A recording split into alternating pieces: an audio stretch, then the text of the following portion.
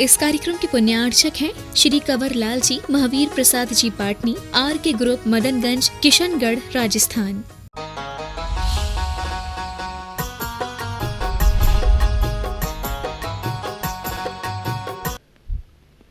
महावीर जयंती हो चुकी है और बहुत से लोगों ने भगवान महावीर स्वामी के सिद्धांतों को समझा भी है और कुछ ऐसी न्यूज़ भी प्रसारित हुई हैं जिनमें भगवान महावीर स्वामी के सिद्धांतों के बारे में बताया गया है। जी न्यूज़ पर DNA प्रोग्राम में भगवान महावीर स्वामी के जो 5 मूलभूत सिद्धांत हैं उनके बारे में बताते हुए ये कहा गया है कि आज के समय में भी कोरोना वायरस की बीमारी से बचने के लिए या उसकी रोकथाम के लिए हमें भगवान महावीर स्वामी के इन 5 मूलभूत सिद्धांतों पर ध्यान देना चाहिए। अहिंसा, सत्य, अस्तेय, अपरिग्रह और ब्रह्मचर्य। ये जो 5 सिद्धांत हैं, आज हम देखें कि इन्हीं सिद्धांतों की आज पूरी दुनिया में अपने आप एक भावना आ चुकी है और प्रकृति की तरफ से भी ये 5 ही सिद्धांत पालन करने के लिए व्यक्ति को मजबूर भी होना पड़ रहा है। अगर हम इन सिद्धांतों के अनुसार अपने आप को पहले से चला रहे होते तो आज हमें मजबूरी में इस तरह की परिस्थितियां नहीं देखनी पड़ती। आज हम मजबूरी में भी हैं तो कोई बात नहीं। कहा जाता है कि अगर हम धर्म को, सत्य को कभी मजबूरी में भी सीख लें तो भी वो हमारे लिए लाभदायक होता है, क्योंकि सीखने के लिए कोई ना कोई अवसर की ज़रूरत होती है और अवसर अक्सर ज़िंदगी में इसी तरह से आया करते हैं। जब हम अहिंसा की बात करते हैं तो अहिंसा में एक बहुत बड़ी शक्ति छिपी हुई है जो आध्यात्मिक शक्ति भी है और उसके साथ साथ भौतिक शक्ति भी है। व्यक्ति धीरे धीरे जीवन में जब अपना विकास करता है तो वह दोनों ओर विकास करता है। आपने देखा होगा बच्चा अपने आप में सीमित होता है, लेकिन जैसे जैसे व्यक्ति युवा होता चला जाता है, उम्र बढ़ती चली जाती है, उसका विकास दोनों तरफ होता है। हमने 2 प्रकार की लाइनें सुनी हैं, एक वर्टिकल, एक हॉरिजॉन्टल, और ये दोनों तरह के विकास हमारे जीवन में होने लग जाते हैं। वर्टिकल ग्रोथ, प्रोग्रेस इस रूप में होती है कि हम धीरे धीरे अपने शरीर से समृद्ध होते हुए दिमाग से भी समृद्ध होते चले जाते हैं और दिमाग से समृद्ध होने के साथ साथ हमारे अंदर कुछ ऐसी भी चीज़ें आने लग जाती हैं जो उस ग्रोथ को रोक देती हैं। इसी तरीके से जब हम इधर हॉरिजॉन्टल ग्रोथ की बात करें तो उस समय पर भी हमारा विकास होता है।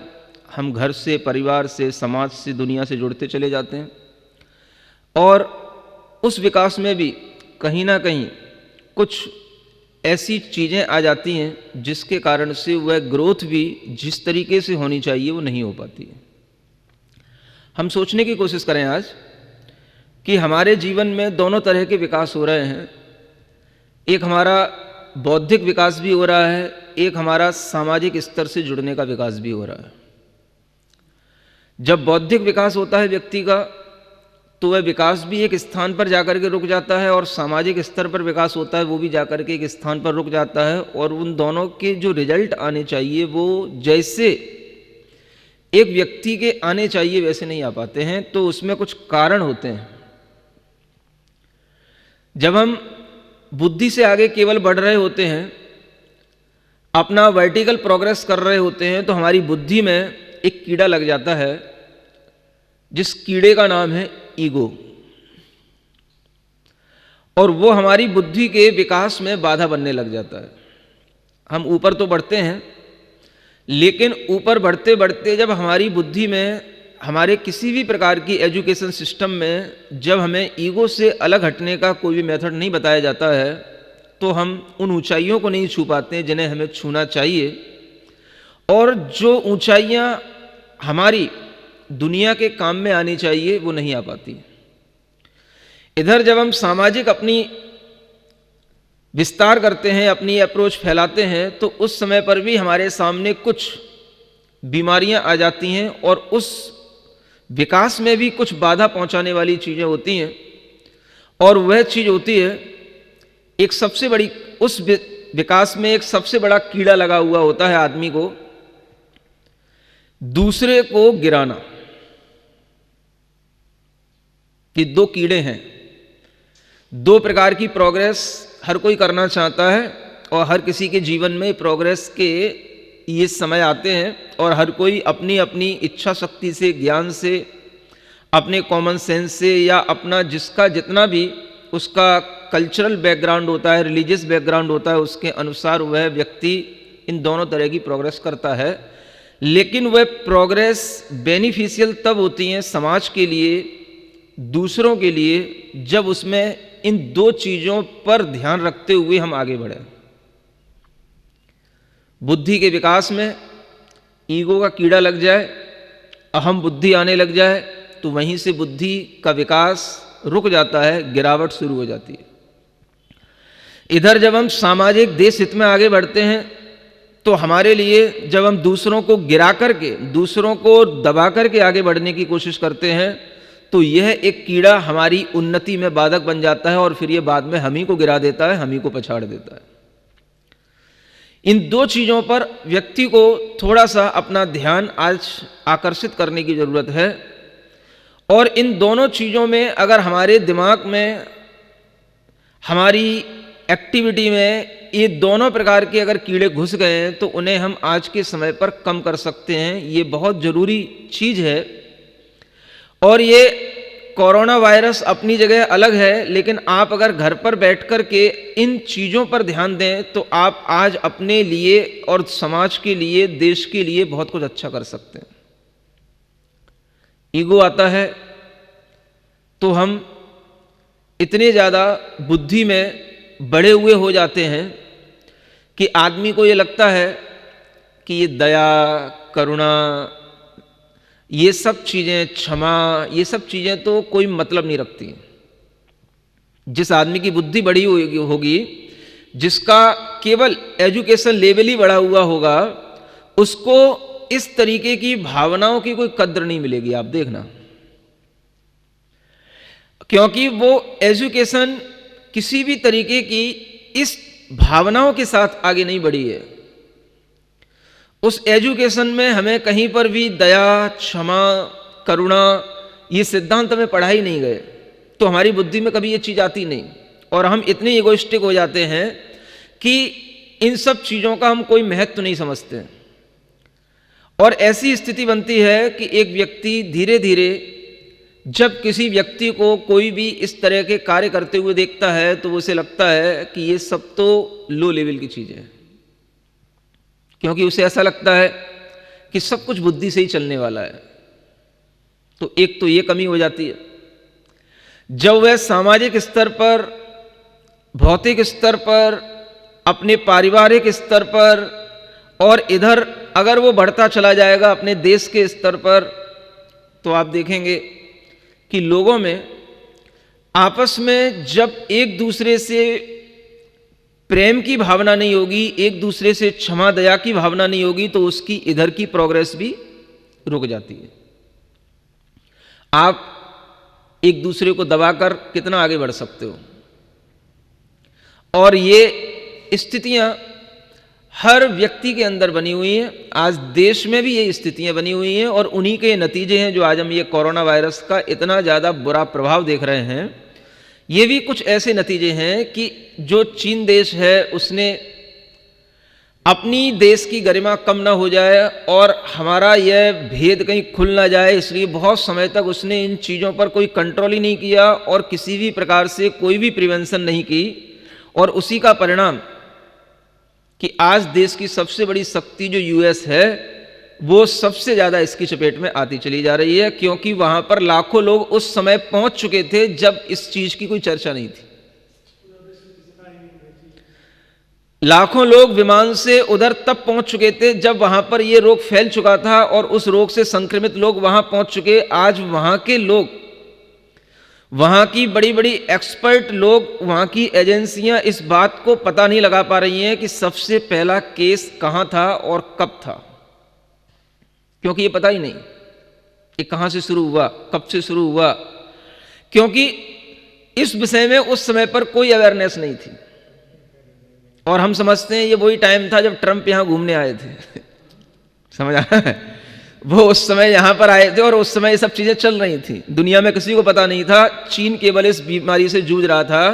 लेकिन यही बात कि हम दूसरों को सच ना बता करके और दूसरों को अपने अंडर में रखने की जो ये भावना है, उसी के कारण से व्यक्ति के लिए ये भाव पैदा हो जाता है कि वह हमेशा अपनी उन्नति चाहता है, दूसरा किसी के साथ में कुछ भी बुरा हो उसे उससे कोई प्रयोजन नहीं रहता है। ये किसके कारण से? दया, क्षमा, मैत्री, प्रेम, इन भावों की कमी होने के कारण से ही ये हमारे क्षितिज के जो विस्तार हैं, ये हमारे व्यक्तित्व के जो विस्तार हैं, ये विस्तार नहीं हो पाते।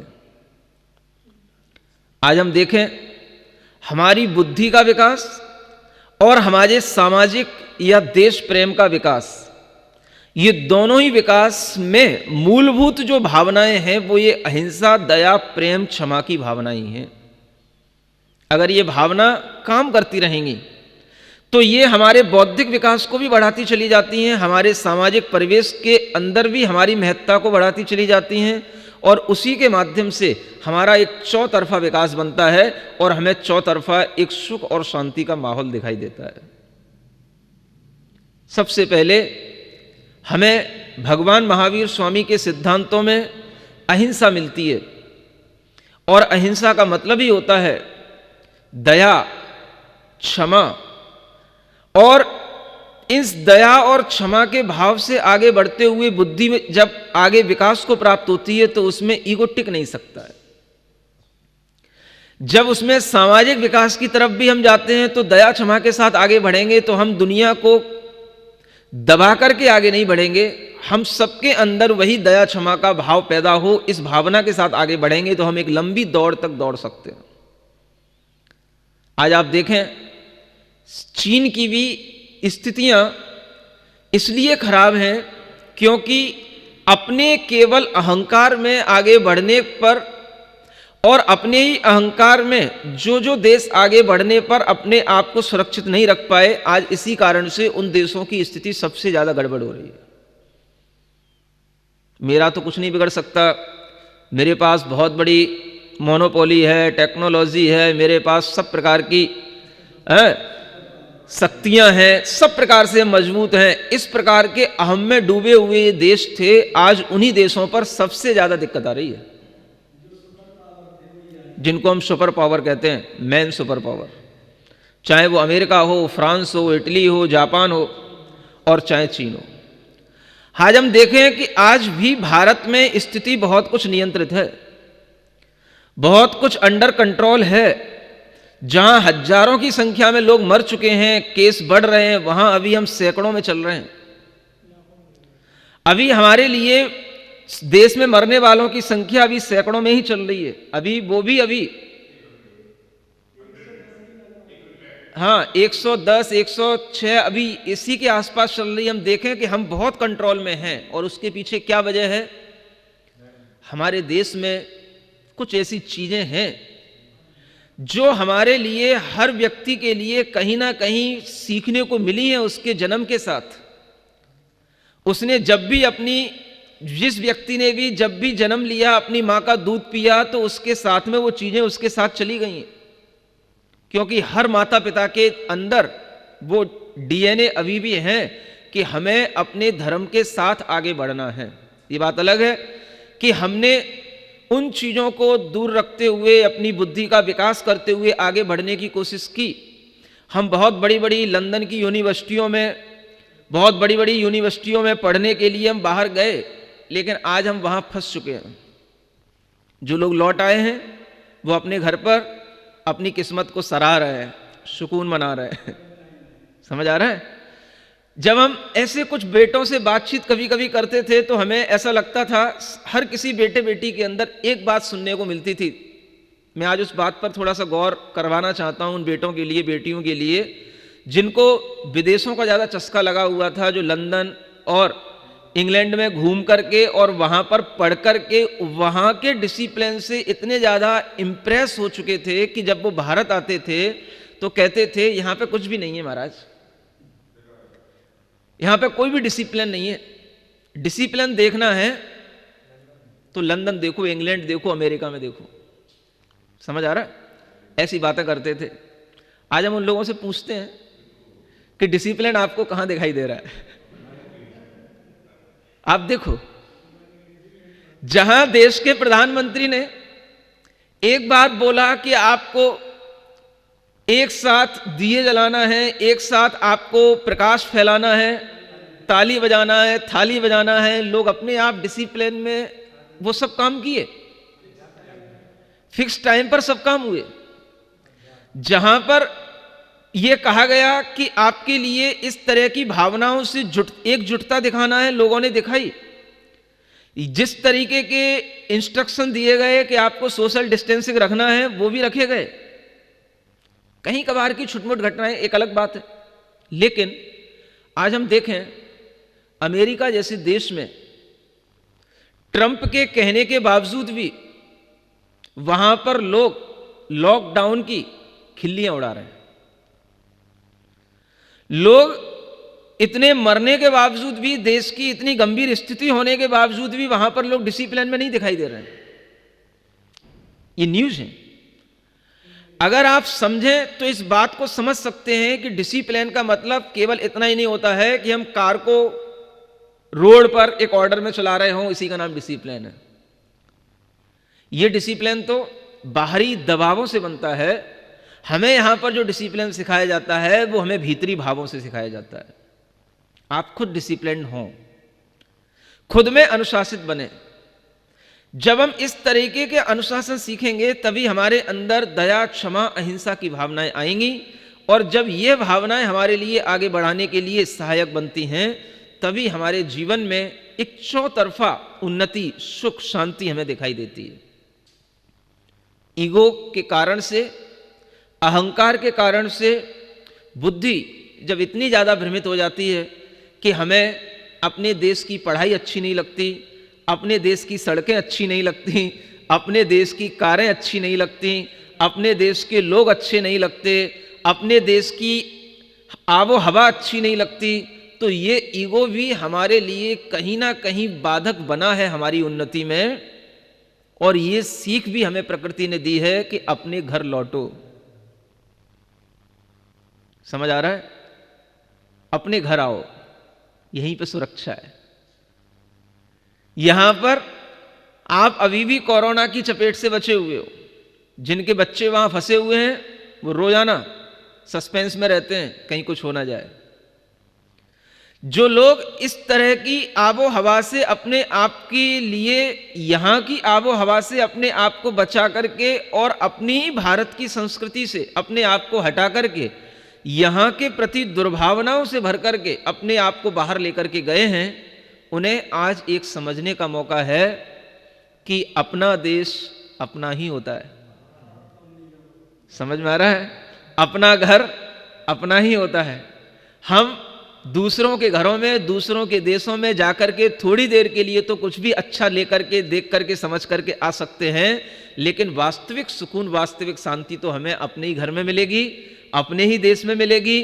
जो हमें अपने देश में आत्मीयता मिलेगी, प्रेम मिलेगा, वो हमें दूसरे देश में कभी मिल नहीं सकता। इसी का नाम भारत है।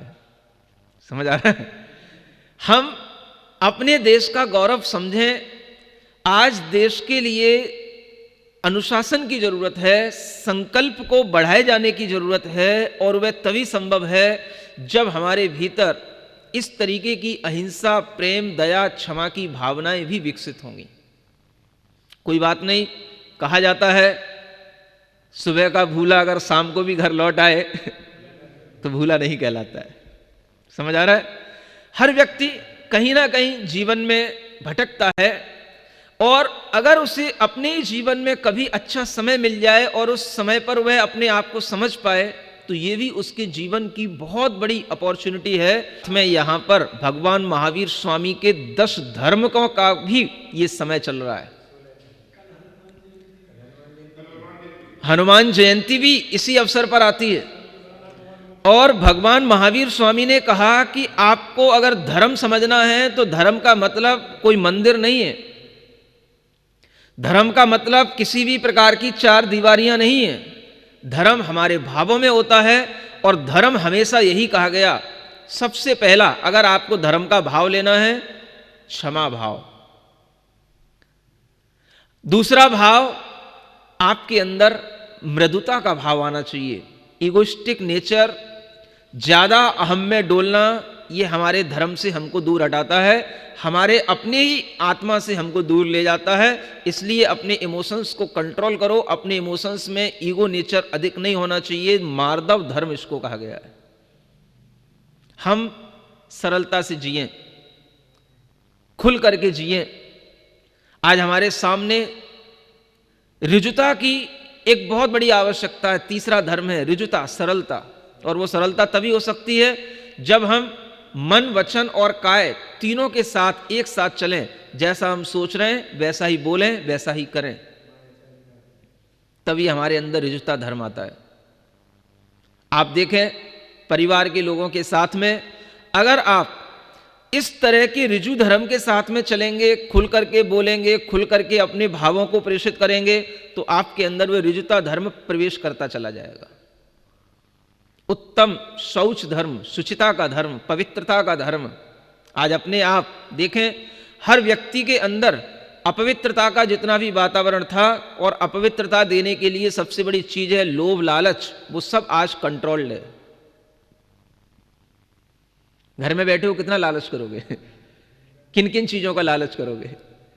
सब लोभ लालच कंट्रोल है। आज बड़ा पवित्रता का वातावरण है, घर घर में वातावरण पवित्रता का है, शुचिता का धर्म पल रहा है, उत्तम शौच धर्म। समझ आ रहा है? सत्य को आज देखने की लोगों के लिए एक समय मिला है। सत्य क्या होता है? सत्य तो वही है, लेकिन हम उसको देखते कहां थे?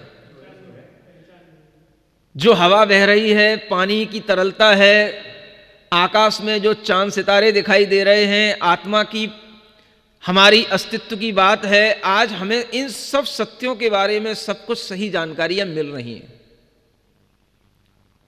आगे का धर्म संयम धर्म, अपने आप सबका संयम पल रहा है। खाने पीने का भी संयम पलेगा, और बाहर जो हम ज्यादा लग्जरियस लाइफ के कारण से असंयमी हो रहे थे उसका भी संयम पलेगा। और यह संयम पलेगा तो ही आपका जीवन चलेगा। खाने पीने का भी संयम बहुत जरूरी है। अगर आप आज भी घर पर रह करके खाने पीने में संयम नहीं बरतेंगे तो आपके लिए ये कोरोना का इफेक्ट और ज्यादा परेशान कर सकता है। और सबसे ज्यादा आप देखेंगे कि अमेरिका में अगर यह बीमारी सबसे ज्यादा लोगों को आहत की है तो उसका बहुत बड़ा कारण है, अमेरिका में सबसे ज्यादा मोटापा है। सबसे ज्यादा मोटे लोग, ओबेसिटी सबसे ज्यादा अमेरिका में मिलती है। और उसी के कारण से जिनको मोटापा होगा उनको कोलेस्ट्रॉल भी अधिक होगा, डायबिटीज के चांसेस भी सबसे ज्यादा रहते हैं। और उसी कारण से ये कोरोना वायरस उन पर अटैक सबसे पहले करता है। बात क्या है? खाने पीने की संयम की कमी। जंक फूड खाओ, फास्ट फूड खाओ, यही सब चीजें खा करके, और ये पेप्सियां पियो, कोको कोला पियो, ड्रिंक करो, इन सब के कारण से जो खान पीन बिगड़ा है और उस भीतर की जो इम्यूनिटी बिगड़ चुकी है, उससे कोरोना वायरस का इफेक्ट सबसे ज्यादा होने की संभावना रहती है। आप संयम बरतें। खाने पीने पर। कम खाएंगे तो ज़्यादा अच्छा होगा, और कम खाने से आपके शरीर की इम्यूनिटी बढ़ती है, ज़्यादा खाने से इम्यूनिटी वीक होती है। आपके शरीर के अंदर रोगों से लड़ने की क्षमता आपको शरीर को तभी मिलती है जब आप थोड़ा सा भूख से कम खाते रहें। आपका डाइजेशन अच्छा होगा, शरीर में जितने भी एलिमेंट्स होते हैं वो सब प्रॉपर रूप में बनेंगे भी और वर्क भी करेंगे। तो ये संयम की जरूरत है।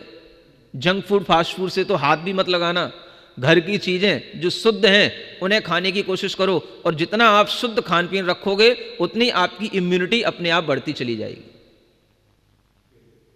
जो भी गंदी चीजें थी, तंबाकू, नशे करना, शराब पीना, ये सब तो अब छूट चुका है, मजबूरी में भी छूट रहा है। उन भले आदमियों से कहना है जिन्होंने छोड़ दिया है या छूट रखा है, कम से कम हमेशा के लिए छोड़ दें। और अगर इन 21 दिनों में, हाँ 21 दिन भी इसीलिए रखे गए हैं, एक बहुत अच्छे संयम के दिन है 21 दिन हमारे लिए।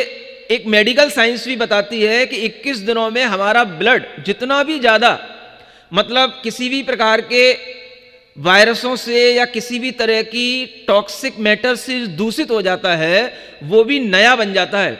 21 दिनों के अंदर पूरा ब्लड हमारी बॉडी का चेंज हो जाता है। अगर आपने 21 दिन तक वाइन नहीं पी है, तंबाकू नहीं खाई है, तो उसके जितने भी निकोटीन्स होंगे वो सब आपकी बॉडी से निकल चुके होंगे। किसी भी बुरी आदत से आप अपने आप इस समय पर 21 दिनों के संयम से हमेशा के लिए अपने आदत से अपने आप का छुटकारा पा सकते हैं। इतना अच्छा समय है ये। समझ आ रहा है? हाँ, आप समझें, हमारे लिए इतनी अच्छाइयां हमको मिल रही हैं, हम उनका पालन करें। महावीर भगवान के 5 मूलभूत सिद्धांत तो हैं ही हैं, लेकिन 10 धर्म जो हमें बताए गए हैं, हम उनकी भी थोड़ी सी जानकारी ले लें, क्योंकि ये भी वो समय चल रहा है जब चैत्र मास में, ये पर्युषण में हमें 10 धर्म सिखाए जाते हैं, और ये सब आज के समय पर एप्लीकेबल है। तो हम कितना कर चुके? क्षमा, मृदुता, सरलता, शुचिता, सत्य, संयम, 6 धर्मों की हम बात कर चुके। 7वां संयम के बाद में आता है थोड़ा सा तप कर लो। तप का मतलब क्या है? बस अपनी इच्छाएं रोक लो। Control your desires. नहीं रोकोगे, रोकनी तो पड़ेंगी। सरकार के दबाव में रोकोगे, प्रकृति के दबाव में रोकोगे, तो भी रोकनी पड़ेंगी। और अपनी स्वेच्छा से रोक लो कि नहीं भैया बहुत अच्छा समय है, हमारे लिए तप करना है, ऐसा सोच लोगे तो आपके पाप कर्म और ज्यादा आपसे दूर हो जाएंगे।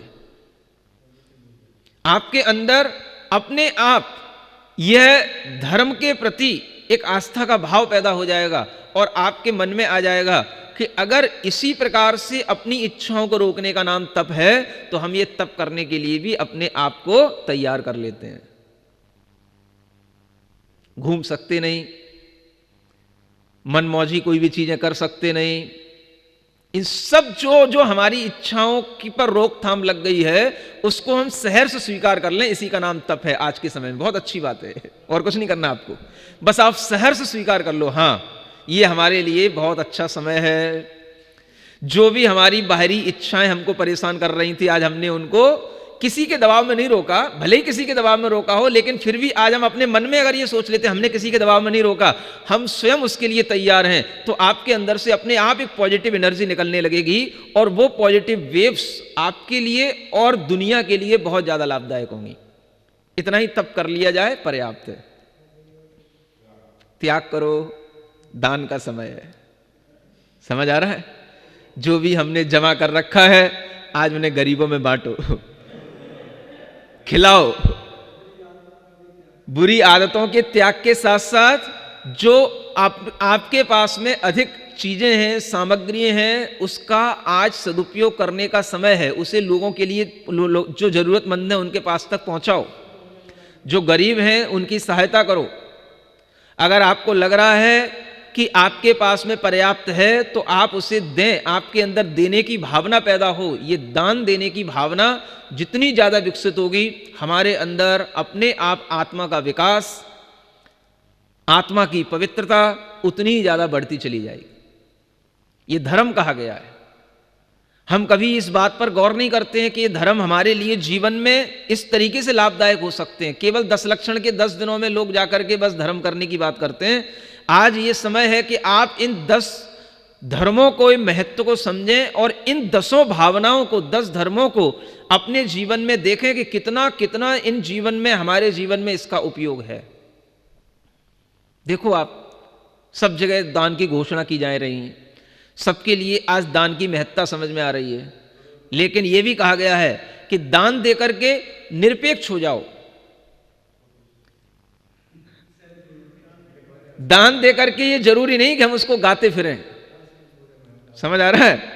हाँ, इसलिए पहले का सिद्धांत तो यही था, नेकी कर दरिया में डाल। दान देकर के भूल जाओ।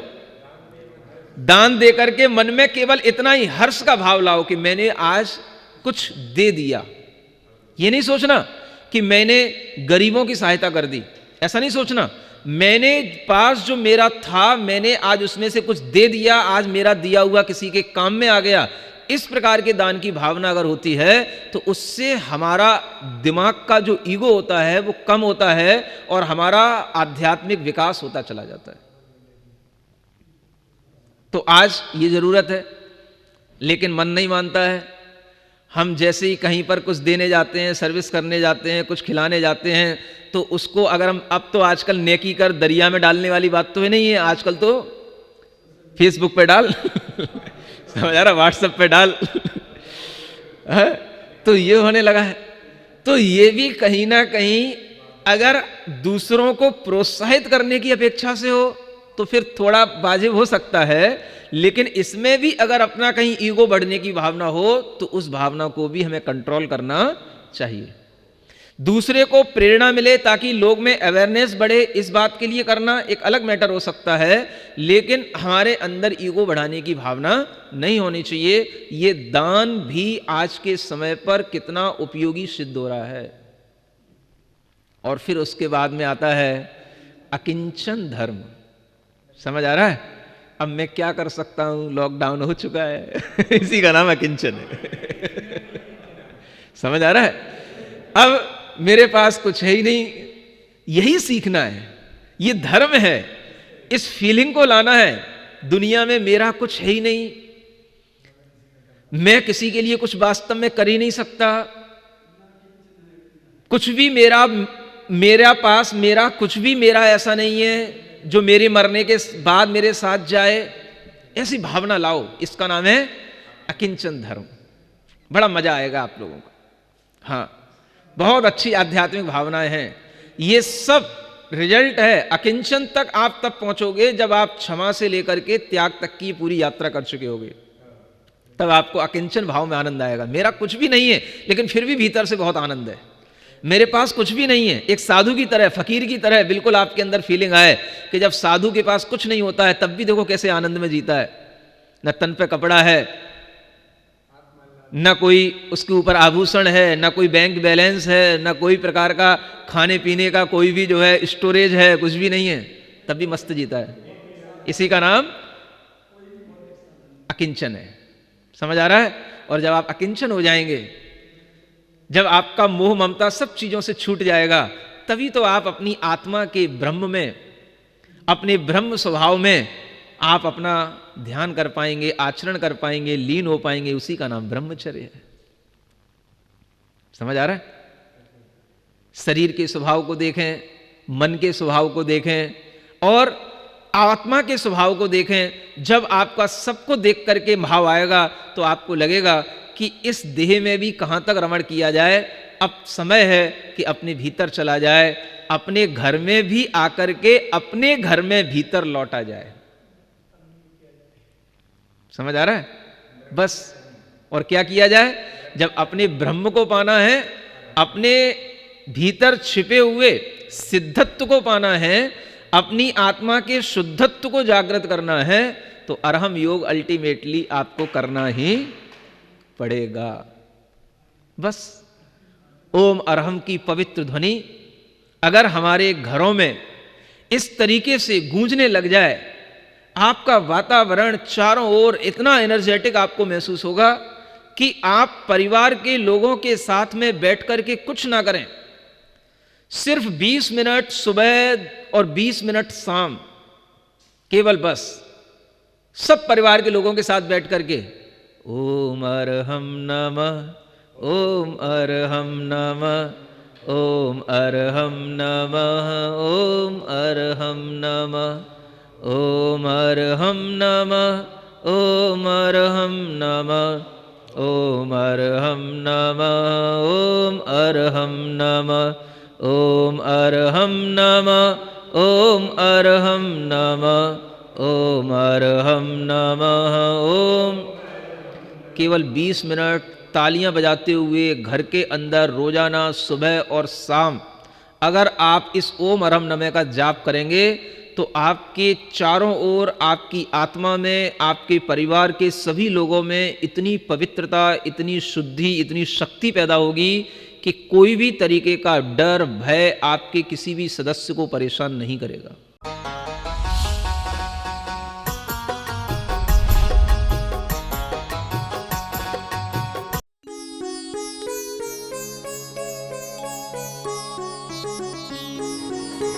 इस कार्यक्रम के पुण्यार्चक थे श्री कंवर लाल जी महावीर प्रसाद जी पाटनी, आर के ग्रुप, मदनगंज, किशनगढ़, राजस्थान।